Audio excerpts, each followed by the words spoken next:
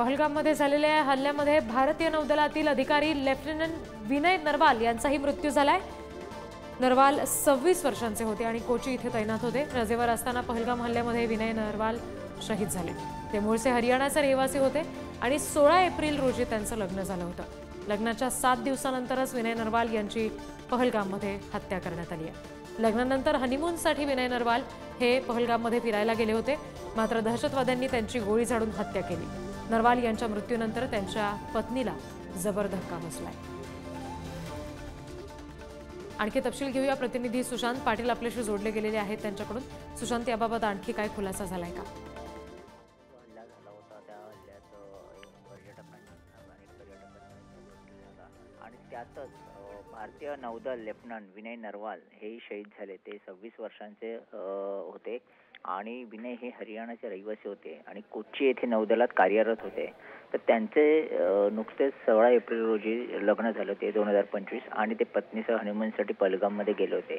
या हल्ल्यात त्यांची पत्नी सुरक्षित राहिली, मात्र एकूण 26 जणांचा मृत्यू झाला। त्यात 2 विदेशी आणि 2 स्थानिक नागरिकांचा समावेश आहे। त्यात त्यांची हत्या करण्यात आली आणि आता ह्याच सगळ्या अनुषंगाने आता नरेंद्र मोदी देखील आता इथे परतले असून ते भारतात आता बैठक चालू आहे आणि याबाबत आता आढावा घेतला जाईल की पुढे काय करायचं।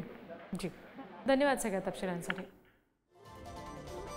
लग्नाच्या अवघ्या 7व्या दिवशीच हनीमूनसाठी म्हणून गेलेल्या नौदल अधिकाऱ्याची सुद्धा पहलगाममध्ये दुर्दैवी अशी हत्या झालेली आहे। त्यांच्या पत्नीला आता जबर धक्का बसलेला आहे।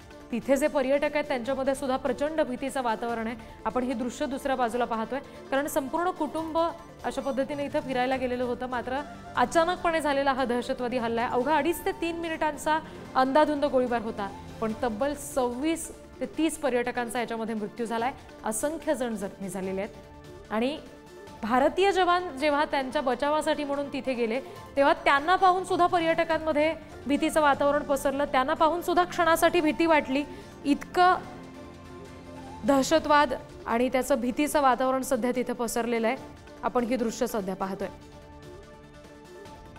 ज्या नागरिकांचा याच्यामध्ये या हल्ल्यामध्ये मृत्यू झालाय त्याच्यामध्ये विनय नरवाल सुद्धा होते, जे नौदल अधिकारी होते। 16 एप्रिललाच त्यांचं लग्न झालं होतं आणि पत्नीसोबत फिरण्यासाठी म्हणून ते पहलगाममध्ये आले होते, मात्र लग्नाच्या अवघ्या 7व्या दिवशीच त्यांचा हा दुर्दैवी मृत्यू झाला। त्यांच्या पत्नीला या सगळ्या घटनेनंतर जबर धक्का बसलाय।